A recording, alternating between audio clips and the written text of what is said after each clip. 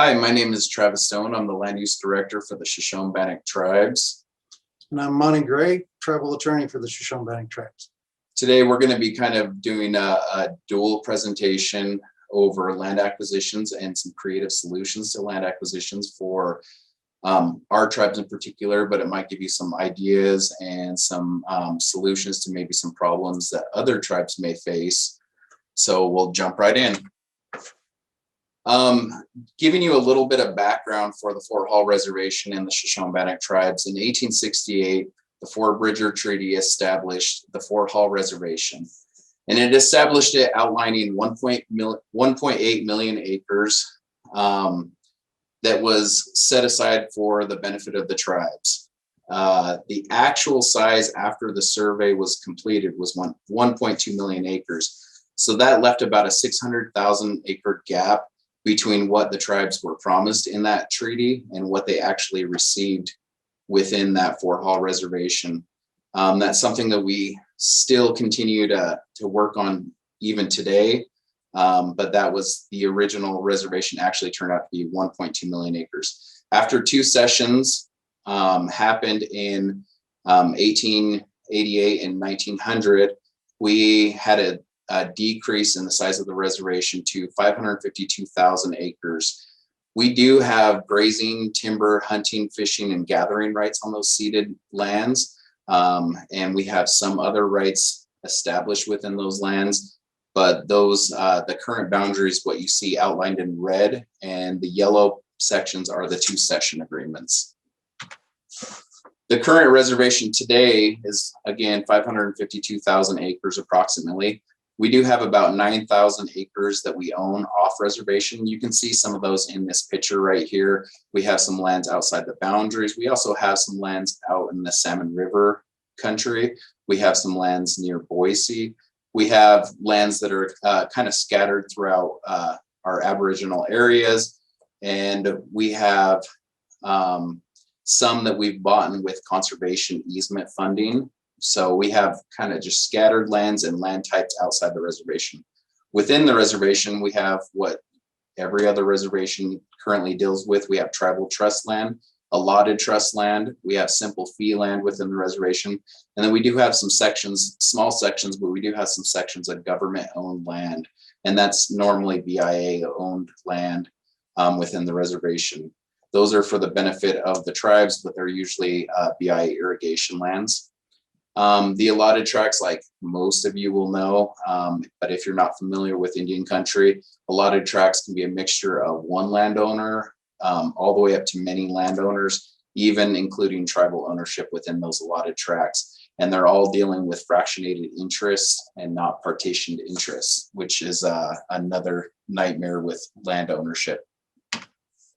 Some of our land statistics, just so you kind of have an idea of what our reservation looks like. Of the 552,000 acres, we have 330,000 acres approximately in tribal ownership. Within that total, we also have about 192,000 acres with allotted interest, and those are excluding the tribal interest that we have in the allotted tracts. Our total fee land on the reservation is pretty unique for tribes. We know a lot of tribes are very checkerboarded between fee and trust, and we're pretty lucky that we only have about 3.5% of our entire reservation is in fee ownership. Of that, we do have tribal fee land, and this does include some of those tracts you see off reservation within this, but there's about 6,400 acres of tribal fee land. That's the tribes bought and own the deeded interest in those lands. That's about 1.1% of the reservation. And then there's about 132 acres of government status lands on the reservation. I'm going to go through two statements that are really important to the job and to the topic that we have today. And so I'm actually going to read this slide here and the next one, and I'll kind of walk through the purpose of why these two slides are important. The mission of the Land Use Department is to enhance the quality of life promote economic opportunity, and to carry out the responsibility to protect and improve the natural resources of the Shoshone-Bannock tribes of the Fort Hall Reservation. I am the land use director of the tribe, so this is my mission for my department. We work under this mission to carry out all the responsibilities. I have 7 different programs within the department, and all of us work towards this through agricultural management, range management, environmental waste, solid waste, air quality, survey and mapping, and GIS capabilities. And so we all take this mission to heart when we're working within our administrative job duties. But then on top of that, we also have this policy of the tribes to protect our permanent homeland. That's to preserve, protect, and enhance the reservation and all tribal lands and natural resources over which the tribes have jurisdiction for the absolute and undisturbed use and occupation of the Shoshone-Bannock tribes, as home in perpetuity for the present and future members of the Shoshone-Bannock tribes. Now, the permanent homeland really becomes very applicable in land management and also in land ownership, because within that 1868 Fort Bridger Treaty, we have language in there that tribal members have their treaty rights on all unoccupied lands of the United States, as long as we make the Fort Hall Reservation our permanent homeland, which ties our membership to being residents of the Fort Hall Reservation. And this really brings in numerous questions for tribal members who want to come home and build on the reservation. Some go off to college, some live off through their childhood for whatever reason, and they want to come home and they want to build houses on the reservation. They want to own land on the reservation. That way they can be a member of that permanent homeland and get their treaty rights, their voting rights, and other services that are only available to residents. So as we all know, reservations are unique in terms of land ownership status, which kind of tends to affect how we get lending from financial institutions and also the availability of land. So when tribal members want to come home, they're dealing with a whole gauntlet of roadblocks that they have to kind of navigate and find solutions to. There's also just a limited number of options for members who want to come home and build. So a lot of families have land, but they're divided into fractionated interests on allotted tracts, meaning that they don't actually have a specific 5-acre tract. They might have 20% ownership in a 60-acre tract, which gives them no rights to build on that land without the express consent of the other landowners on the allotted tract. So the options become very limited to tribal members. So how does land ownership type impact owning a home? And this is kind of the big question that we're going to be dealing with throughout the presentation, and also how we've come to some solutions after. When you're talking about tribal land, allotted land, and fee land, there is issues that come up with each one.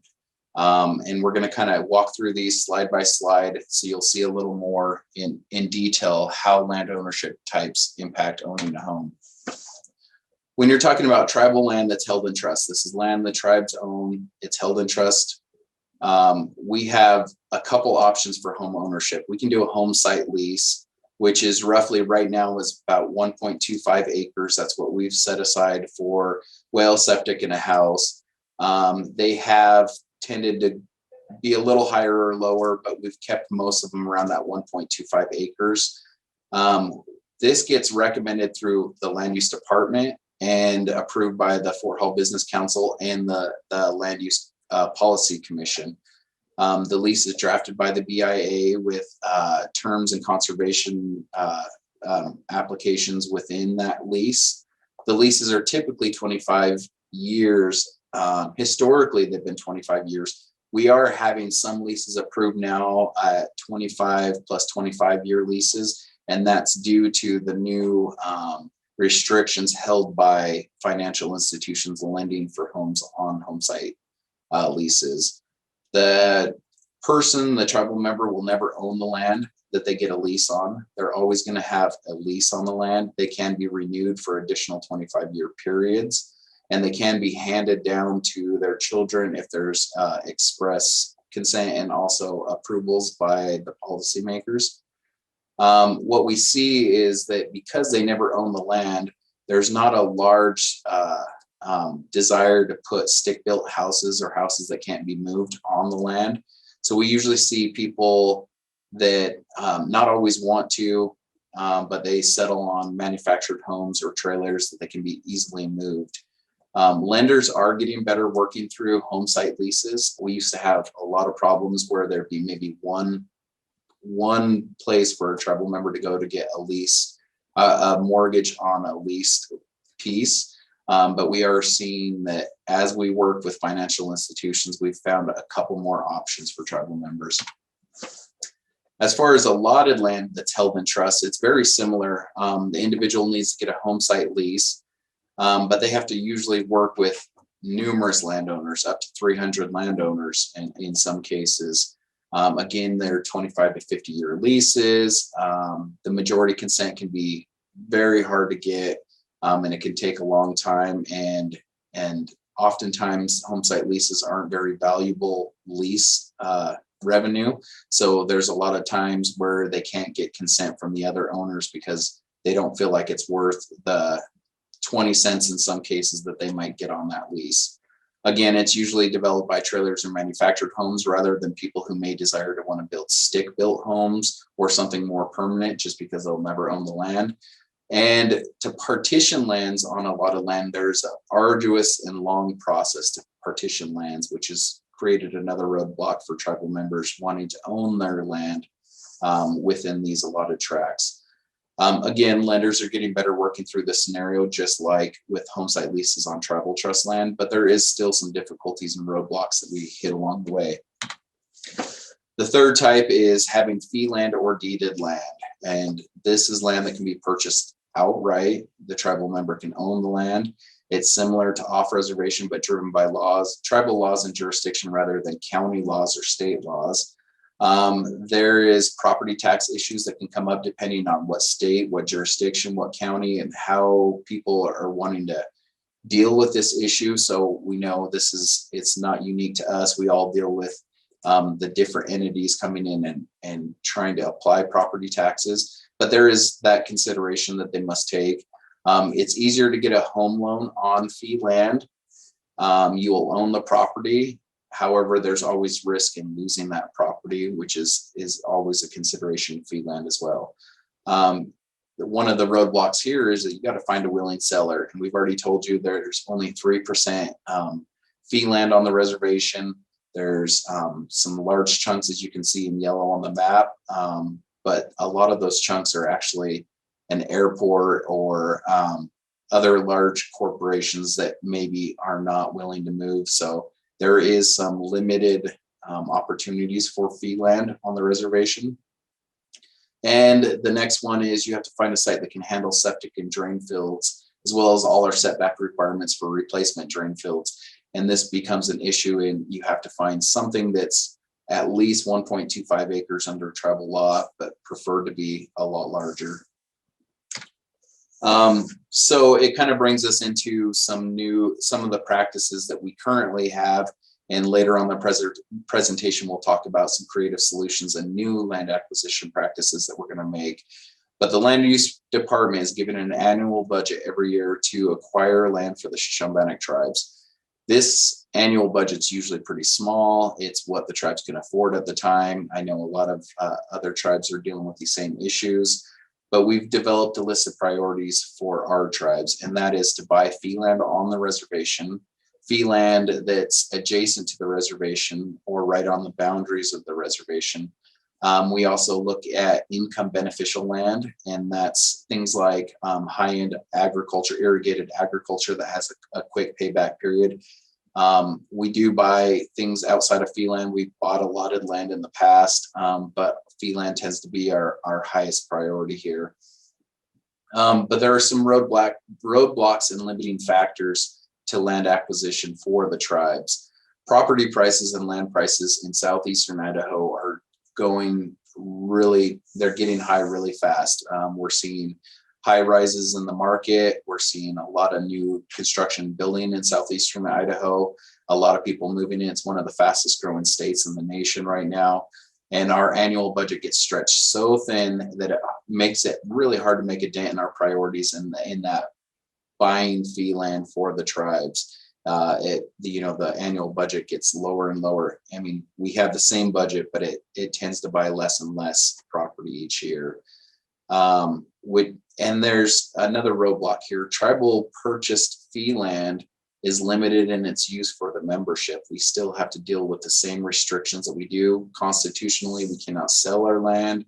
So we do have some issues with how the membership can use that fee land the tribes buy. And then there's going to be some legal considerations, and that's where I'm going to turn this presentation over to Monte Gray, our tribal attorney. Thank you. Yes, what we see is in trying to create a dynamic where we can help promote property purchases, we run into various barriers. And from a legal point of view, there's 4 basic areas of concern that we were dealing with. The first was the interplay of the Indian Non-Intercourse Act. Second is the tribal constitution prohibitions. Third is trying to still maintain jurisdiction over fee land, because many of you know that there's a different status based off of whether or not the property is considered trust, allotted, or fee. And when you switch over to fee, the ability of the tribes to regulate and have jurisdiction over fee land that is owned by other individuals, especially if they are a non-tribal member, becomes diminished. And of course, the other one is how to maintain some type of control to where if the property goes into hands that the tribes did not intend, do we have a mechanism that allows us to reacquire that property? Addressing the first one, which is the Non-Intercourse Act. The Indian Non-Intercourse Act is actually comprised of 6 statutes that started in 1790 and went through to 1834. And that's codified, as you can see, in the United States Code at 25 USC 177. And the gist of that code provision states that no purchase, grant, or lease or other conveyance of land or any title or claim thereto from any Indian nation or tribes of Indians shall be of any validity in law or equity unless the same be made by treaty or convention entered into pursuant to the Constitution. Pretty well what this means is that only Congress can allow the sale or the transfer of property of the tribes. And where does that come into play? Well, that comes into play that if we are trying to help promote tribal members to acquire property inside the reservation boundaries, that means that the tribes typically meet this barrier that any land that they have cannot be conveyed without an act of Congress. And so how do you work within that? Because part of this program that we were looking at is that we wanted to acquire lands that we could then turn around and convey back to tribal members. And so this is an important provision, because when we were going through some of the steps of the program in which we're acquiring property and trying to sell it back to tribal members, we ran into the underwriters for the title companies actually raising this act, saying, we don't think that you guys should be able to actually sell your property because of the Indian Non-Intercourse Act prevents tribes from being able to sell that without an act of Congress. And so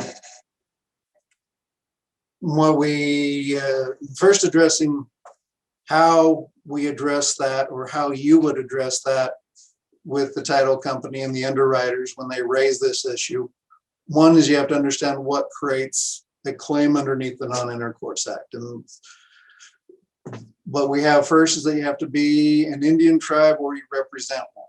2, you have to have lands covered underneath the act, which means the transfer occurred underneath after 1790. Because if you remember, the first statute that is part of the Indian Non-Intercourse Act took place in 1790. And so we're only looking for transfers that occurred after that date.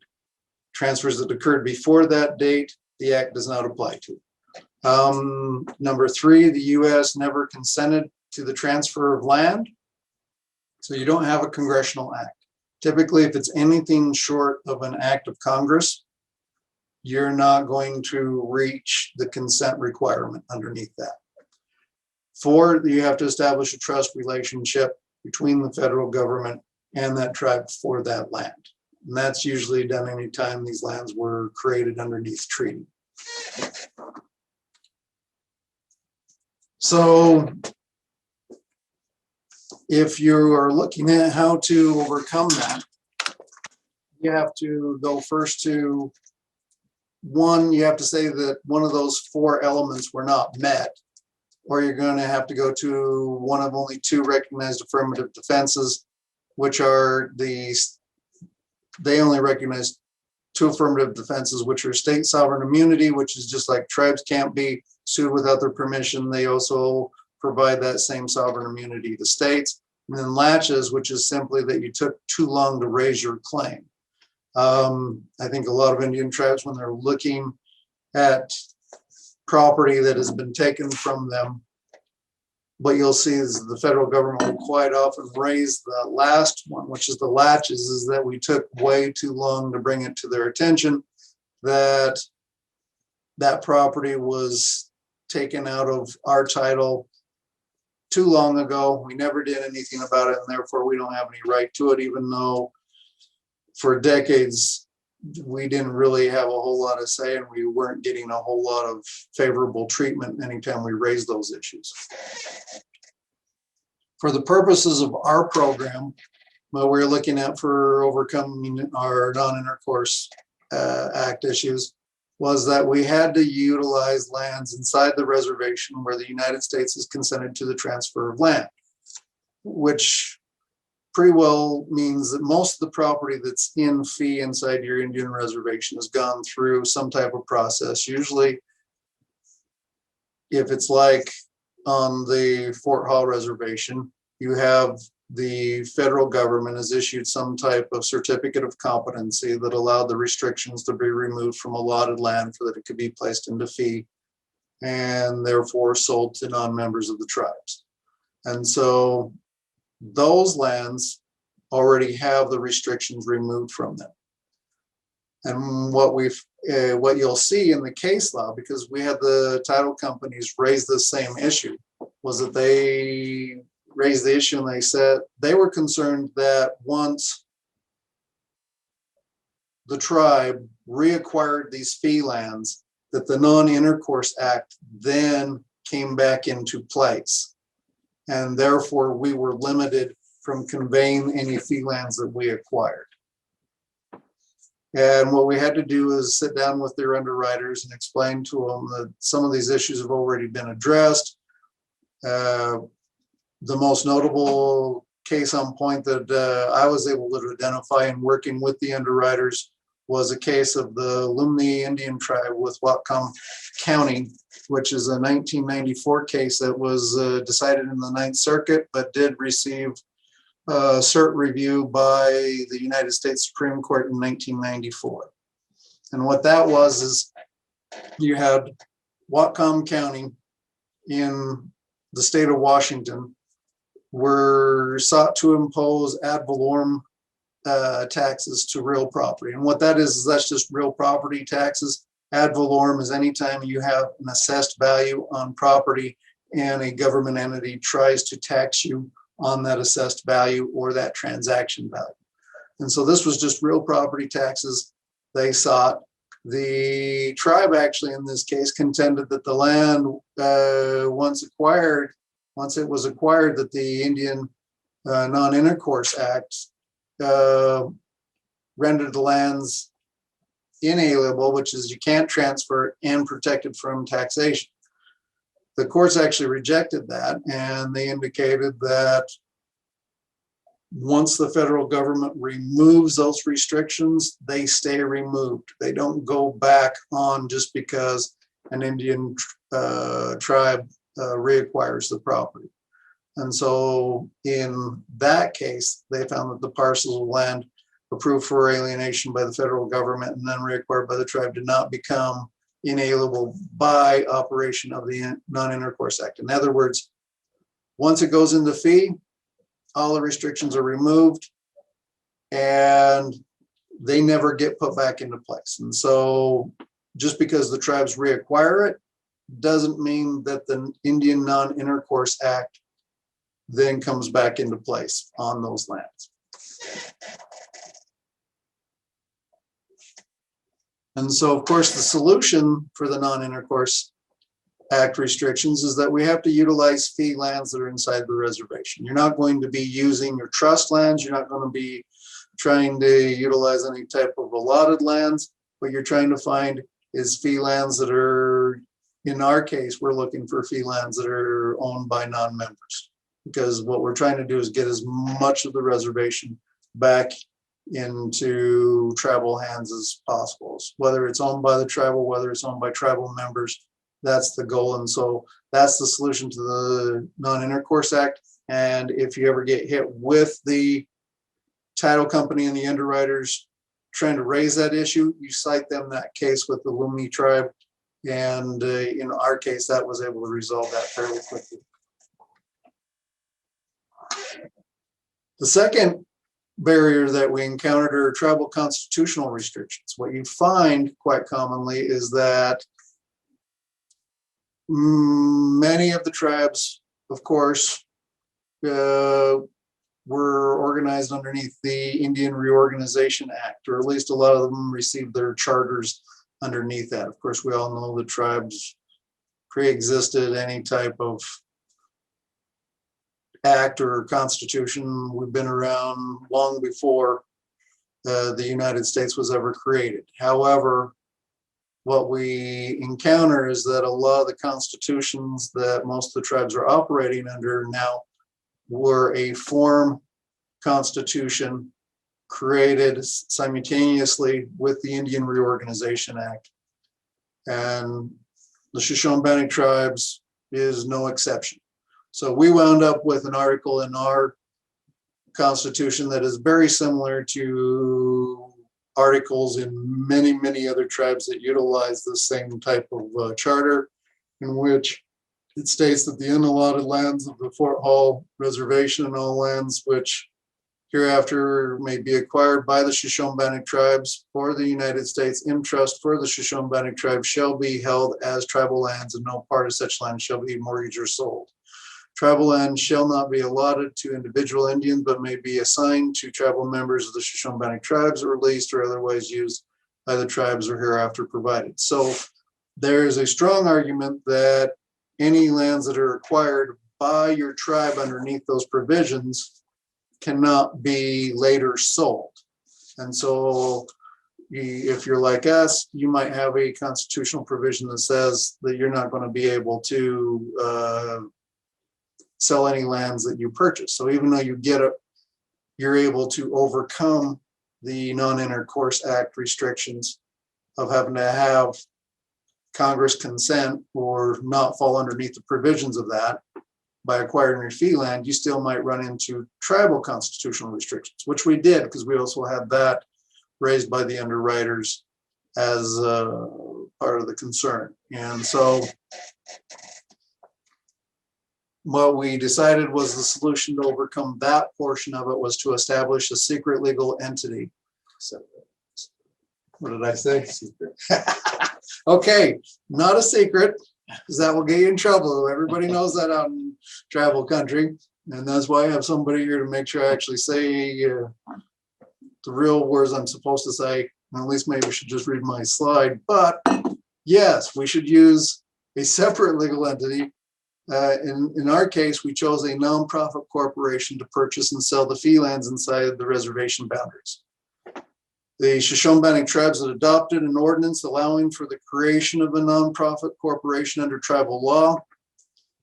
This creation of the corporations under tribal law were helpful because if you choose to organize yourself underneath state law, then of course you're starting to subject yourself to the state jurisdiction on how that legal entity is governed. And so by actually having an ordinance in place where you're able to form your own corporations or legal entities is actually very valuable to help maintain your sovereignty and not place you underneath state control over what you're doing underneath that corporation. We've created this nonprofit corporation underneath our own laws, and it has been recognized both at federal levels and, of course, in dealing with the different federal agencies and even state agencies. We've not run into any problems yet with them recognizing that as a valid legal entity. So, since for establishing our jurisdiction on the lands after the sale, because what you do is that if we acquire the property through our nonprofit corporation and we buy these fee lands, and then we turn around and we decide we want to sell a portion of it to a tribal member, once we sell that out in fee, they have the ability to transfer it to whomever they please. And people are probably fairly familiar with the US v. Montana cases, that if you have fee land that then gets transferred not from your tribal member to a non-tribal member, suddenly your jurisdiction and your authority over those lands are greatly diminished. And so how do we still manage to maintain jurisdiction over the lands after we sell it out as fee to tribal members, was one of the questions that we were facing. And what we came up with as one of our creative solutions to counter that was the utilization of restrictive covenants. Just like you have with homeowners associations, when you have builders and developers, that they go into a subdivision and they create like a homeowners association, and they utilize restrictive covenants saying what type of animals you can keep in an area and what you can't, and they put a whole bunch of rules on that little tiny community. Tribes have the same ability to do that on these fee parcels.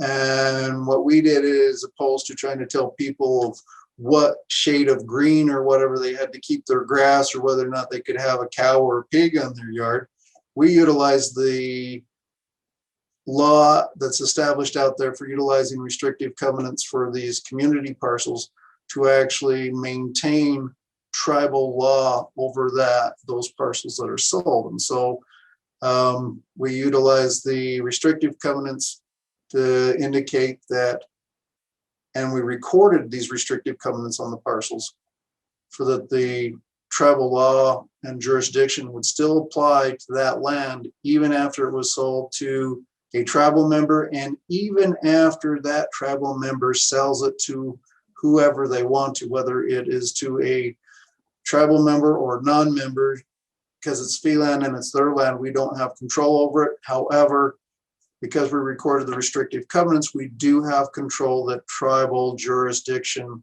and laws and permitting will still apply to those properties that are sold. And so on this slide that we have, I've just provided you with some of the exact language that we've utilized in some of the terms of the restrictive covenants, and it just goes through and walks through, and this is the actual language that's getting recorded on the properties. And what you'll see is the first section, of course, says that the property and the use of the property shall be subject to the tribe's law and jurisdiction of the Shoshone-Bannock tribal courts. This includes but not limited to all building codes and land use ordinances enacted by the tribes. This applies to both owners who are members of the tribes and owners who are not members of the tribes. Now, what we ran into was a concern raised by tribal members on the second part, because we had a few tribal members saying, well, we acquire the land and we decide we want to put it into trust because maybe we're worried about taxation by the state government on fee land. We want to be able to stick it in the trust, and we don't want these restrictive covenants to cause us troubles or impediments to put it into trust, because lots of times the US federal government will not accept property into trust if there's encumbrances or restrictions on it. They want all those items removed. And so what we did to help address that concern for our membership is that the restrictions are removed if they place the property into trust. And that just pretty well said the tribes agreed to the removal of any restrictions to prevent the property's placement into trust with the United States of America for the benefit of the tribes or its tribal members underneath that restrictive covenant. And so that was just one additional concern that we thought would be addressed. So then we have the ability to repurchase, right? Because one of the concerns that we had was that just because we conveyed property out and we knew that the tribal members would have the ability to sell it to whomever they desired, didn't mean that we didn't want to have some type of ability to bring that property back in if we thought it went in a direction that was bad for the interests of the tribes. And so what we also included in our restrictive covenants, as well as in a separate option to purchase, was a first right of refusal that allowed the tribes to acquire the land back. And pretty well what it has is this, is that if the owner or the heirs, they decide that they want to sell the property, they have an obligation underneath both the restrictive covenants and that separate option to purchase to offer it to the tribes. And we understand there were concerns that people raised that, well, you bring it to the tribes, we'll take forever to think about it. We are not going to get back to them on their time. So we created just a simple process that said that they had to give us 60 days notice before any contemplated sale, and the tribes had to respond on whether or not we would accept it within 45 days of the notice. That way, they weren't sitting waiting on us forever. And if we wanted to exercise the right to purchase that property, we then could, but we'd have to notify them within that 45-day window. And we thought that was appropriate timing that didn't extend it out too long. What you'll also see in the second provision underneath our terms of the first right of refusal is that we ran into some concerns with our first rights of refusal and lenders. But we stayed in communication with our lenders on ways to help address their concerns, because what they were worried about was this first right of refusal somehow would impact their mortgages or their deeds of trust that they would put on the property. And we address that actually, what you'll see in the last sentence, where it says if the owner, well, what you see is there's some discounts in there. However, we changed that to where if it affects a lender, those steep discounts do not apply to a lender on the property. And that seemed to resolve their concerns. And so far we've had good success with the lenders being willing to still lend on these properties for property, home construction and property purchase, even with our restrictive covenants that we put on the property.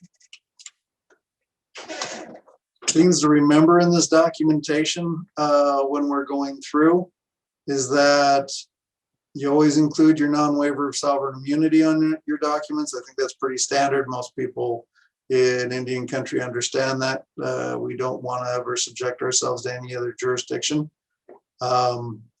When we issue our deeds, we use special warranty deeds that acknowledge the restrictive covenants placed on the property. In other words, the title that's being given is being given subject to those restrictive covenants.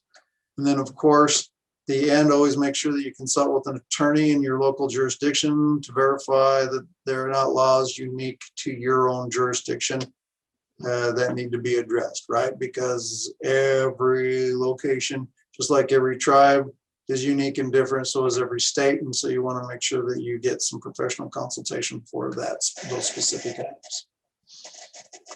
So this brings us to our some of our creative solutions that we raised with Pacific Capital. So this is I guess kind of bottom line, we go back into this is, the tribes have trust land, allotted land, and fee land.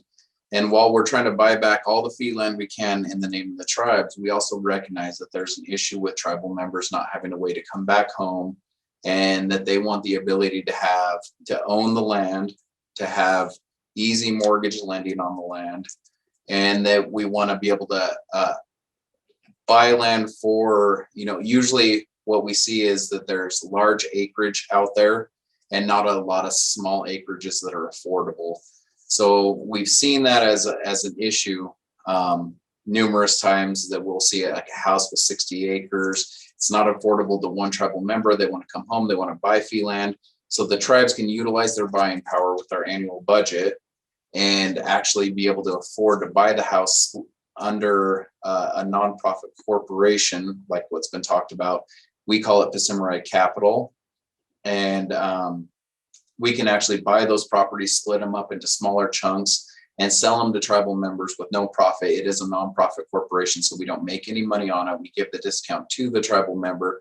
They're able to afford small pieces of property or houses that are sold by Pacific Capital, and actually be able to come home and own land on the reservation. This has been a long time coming. We've been trying to find good solutions to be able to help tribal members get home, own land, build houses. And it's been really hard given the jurisdictional and land ownership issues, plus the legal considerations that we just walked through. So Pacific Capital, that nonprofit corporation organized under tribal law, has been our solution to be able to make that happen. And we'll kind of walk through over the next 2 slides how that's going to actually work. And I'll let Monte take over on this.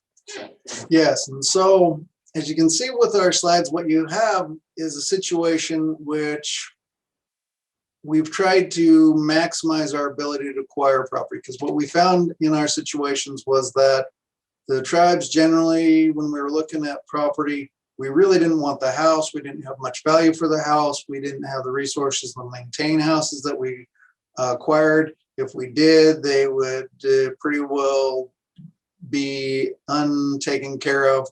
And so we wanted the land, but not the house. And so with our normal budget, we would acquire it, and the house would usually just go into disrepair, and we wouldn't be able to really get the most value out of our purchases, because a certain amount was going to pay for an improvement that we just weren't wanting to keep or maintain. And so with this process, it allows us actually to sell off the house, which is the improvement on the parcel, and keep the remaining land, or keep as much land as we want to, and sell off the portions that we want. So in this case, what you'll see is that we start out with like a $900,000 purchase budget for just the sake of keeping this simple. We're able to buy 3 20-acre parcels with homes on them for about $900,000 total, $300,000 a piece. And that's just an example, because that's kind of what we found we were able to do at the start of this project. That's kind of what we were looking at. Well, we were able to sell off the homes for $200,000 each on each of those 20-acre parcels for a total of $600,000. We were able to buy another 2-acre parcel lots with the homes for $600,000.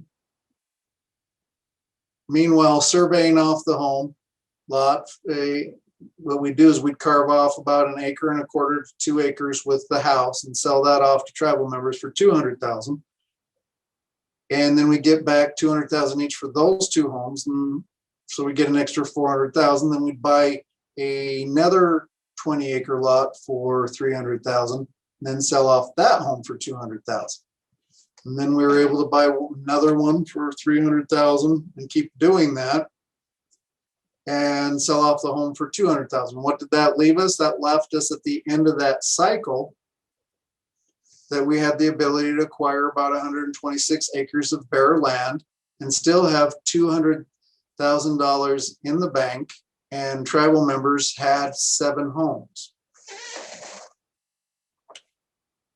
And this is different because our old approach, before we started doing this sell-off of a portion of the property and be able to leverage our resources, typically before we'd take that same 900,000 and we'd end up just buying the first 3 initial homes that would give us the 60 acres of land, we'd have 3 houses that we would own, that we'd manage, and quite often we weren't built or didn't really want to manage and care for the 3 homes and weren't going to get compensated for it. There were no homes sold to tribal members, and there was no monies left over in the bank after that budget amount. So with our new plan, that changed that. We're taking the same amount of money. We're getting more than double the acreage that we were getting before. Tribal members are getting 6 to 8 houses. And in our case, we started deciding that we were actually going to start selling off parcels of land because it was working so well. And we also found that there was a demand for just bare lots because tribal members wanted to build on the bare lots with fee land. And after all was said and done, we still wound up with money in the bank. We actually did double and still wound up with $200,000 or so dollars in the bank out of the original $900,000 after actually acquiring twice as much land and being able to convey that much house to tribal members. So it's been working out quite well. And I think it's probably important to remember on this, at the bottom, you can see that, to get to that same place that we got to, our $900,000 budget would have had to been $2.4 million. That's what we would have had to buy this much land and this many houses. And then we would have had 8 houses to manage and no money left over, and tribal members would have had no housing opportunities on the reservation. When instead we still hold 90 acres of land. We have, money left in the bank for the next land purchase, and we have multiple tribal members, in this case, 8 houses and 12 parcels sold to tribal members. We even have a number of those tribal members that have built houses on those. So we're up to 12 houses owned by tribal members through this, and still have money left in the bank with the same purchasing power. And so we are looking at improving. This has worked so far. We're seeing that our budget inputs have worked. The tribes are buying fee land. Tribal members are getting homes to be able to move back on the reservation. We have a lot of positive reception to this idea. Our Pacific property, we only sell as much as the budget allows. We do plan on improving home site development into the future, meaning that community home site developments like having a community septic system or community well or community roads, those would be in future projects that actually come into the purchasing price. So you don't have environmental issues like nitrate loading or well contamination. So we would actually be able to work through some of those environmental issues and provide community housing, more like what you would see outside the reservation, and be able to work with our tribal housing to be able to improve housing opportunities for tribal members. The home site assistance is that tribes have is going towards funding projects that support multiple housing. So that is something we're looking forward into the future, is how do we improve this idea of multiple housing within the reservation, and also being able to encourage members to buy fee land within the Fort Hall Reservation. So it doesn't have to be just the Samurai buying fee land, but we also help tribal members go through the opportunities to buy fee land. So this has been a very strong success for the tribes. We have seen a lot of positive benefit for the tribes. We see more fee land coming into tribal hands for less money. We see tribal members being homeowners and landowners on the reservation. We see young people excited to be able to build a stick-built home or come out of college and be able to move back to the reservation. And it's currently working within our annual appropriations for land acquisition, and actually being able to stretch your dollar a little farther. And in addition to that, of course, every acre that we're acquiring back into tribal hands, whether it's tribal member or held by the tribes, that only increases our influence, our jurisdiction, and our sovereignty. And so it's been very beneficial. And that is our presentation. Thank you for your time. Thank you.